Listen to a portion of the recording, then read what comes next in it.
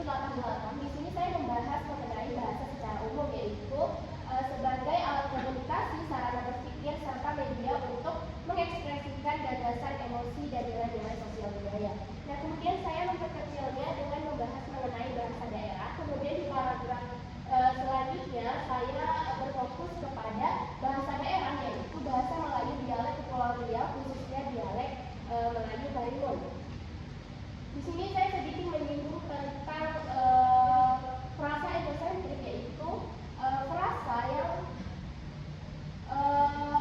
yang dia memiliki fungsi sintaksis yang sepadan dengan keseluruhan frasanya. Di sini yang melatar belakang di penelitian yang saya lakukan yaitu adanya penelitian sebelumnya yang mengkaji tentang frasa egosentrik, yaitu Hashim dan Mancur pada tahun 2023 yang meneliti frasa egosentrik koordinatif dan apositif dalam novel Jais Darga Namaku karya Ahmad Imron. Kemudian Fortuna dan Tinambun tahun 2021 yang menganalisis struktur frasa egosentrik pada laju rencana surat kabar Tribun Pekanbaru. Selain itu, Fatmawati 2024 dia juga meneliti jenis-jenis frasa dalam cerpen Orang-Orang Aneh dari Selatan karya Nikomang Aryani dan menemukan bahwa frasa alternatif itu paling dominan.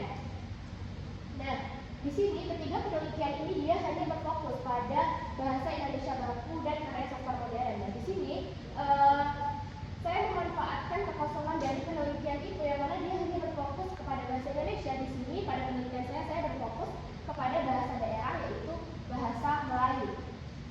Selain itu, pada penelitian yang dilakukan oleh Hashim dan Mansur itu dia hanya membahas mengenai frasa egosentrik koordinatif dan apositif. Di dalam penelitian saya menambahkan adanya frasa egosentrik atributif.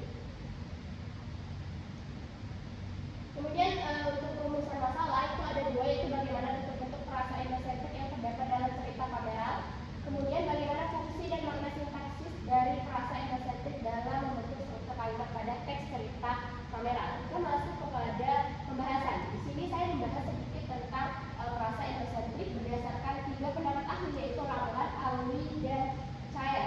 Nah, di sini dari ketiga pandangan tersebut dapat disimpulkan bahwa frasa egosentrik adalah gabungan kata yang memiliki unsur pusat sebagai makna dan unsur atribut sebagai pelengkap, di mana unsur pusat tersebut dapat menggantikan fungsi keseluruhan frasa dalam struktur kalimat.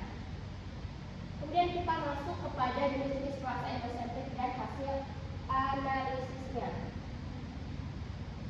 Yang pertama itu ada frasa egosentrik koordinatif, yaitu frasa yang merupakan gabungan unsur sejajar yang berfungsi mengekspresikan makna gabungan atau pilihan serta menciptakan keseimbangan dan struktur kalimat. Di sini ada contoh frasa. Di sini saya akan menjelaskan satu, yaitu batu besar dan pokok-pokok hijau, yang artinya batu besar dan pohon-pohon hijau. Nah, untuk analisis sintaksisnya, yaitu kedua unsur-unsur itu merupakan unsur yang sejajar karena keduanya adalah benda-benda alam yang dia berfungsi sebagai pelengkap dari keterangan. Di sini saya menemukan ada 13 data. Kemudian kita beralih kepada frasa egosentrik.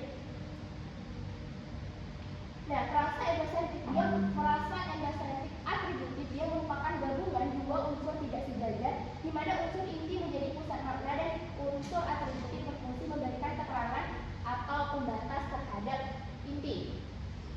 Ini saya mencontohkan salah satu frasanya, yaitu pulau yang cantik atau pulau yang cantik. Nah, kata pulau di sini dia merupakan unsur pusat yang secara distribusional sama dengan seluruh frasa.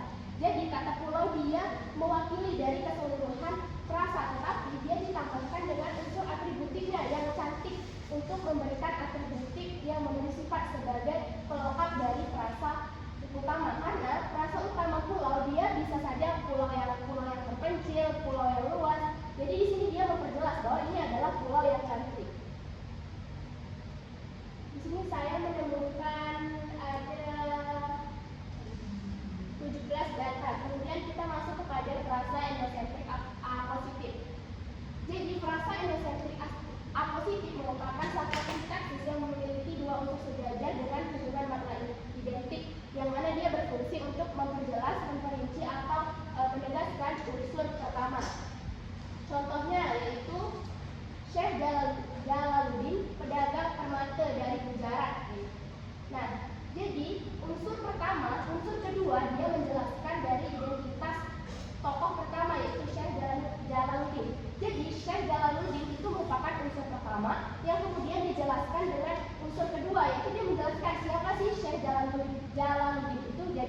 Jalaluddin itu adalah pedagang permata dari Gujarat.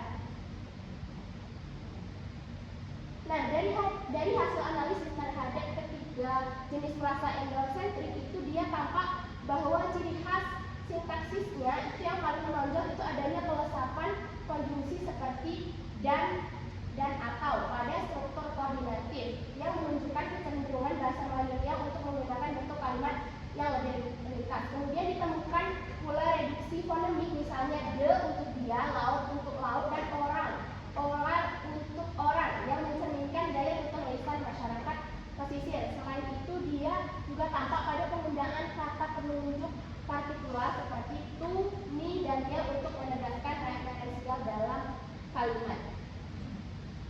Kemudian di penutup kesimpulannya, berdasarkan hasil analisis terhadap teks cerita rakyat Kameral ditemukan frasa endosentrik yang berjumlah 44 frasa dengan 13 frasa endosentrik koordinatif, 17 atributif, dan 14 apositif.